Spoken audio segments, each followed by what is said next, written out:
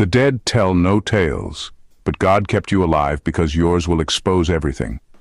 They didn't just plot your silence, they plotted your disappearance. Let's not sugarcoat it. These people fully expected you to be out of the picture by the time this court date resurfaced. Not just emotionally broken, not just financially buried, but physically gone. And some of them didn't just hope it, they prayed for it. Here's the wild truth. More than 50% of wrongful legal setups rely on the victim not surviving long enough to defend themselves. That's not a conspiracy theory, it's cold strategy. It's delay, deceive, and destroy.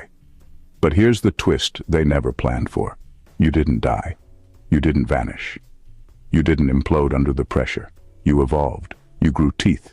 You started praying fire and walking in truth. And now, as the court date draws near, the very people who were laughing at your pain are whispering in fear like rats who just heard the trap snap shut.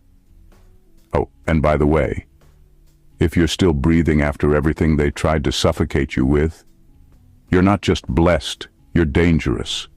You're living proof that divine protection has better aim than their lawyers ever did.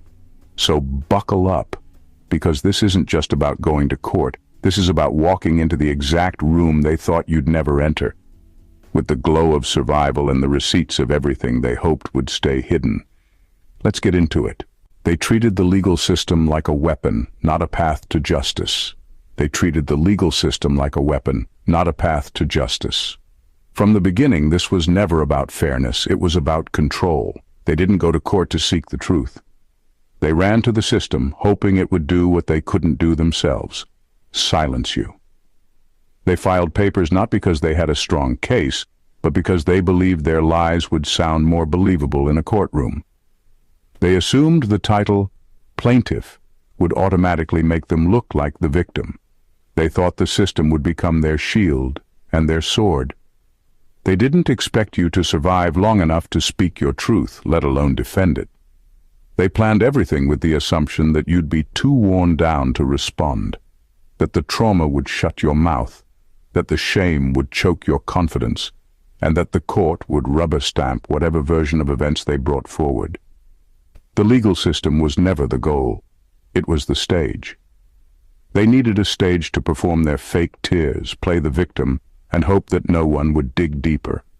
And if you were dead, mentally broken, or spiritually defeated by the time it came around, even better. No cross-examinations, no rebuttals, no chance of exposure. What they didn't expect was the part of you that doesn't die. The part that wakes up after betrayals, lies, character assassination, and emotional torture. The part of you that still chose to stand even if your hands were shaking. They didn't expect that God would use time, not to hide their evil, but to prepare your voice. They used the law as a cover, but now that you're alive, alert, and aware, it's no longer a courtroom. It's a battlefield. They didn't think you'd be here to flip the script. They never expected you'd have receipts. They never imagined you'd be standing with clarity, with backbone, and with peace in your eyes.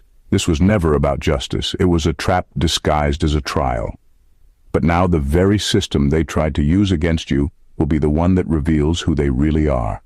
And the same courtroom they turned into a weapon will become the place they lose control.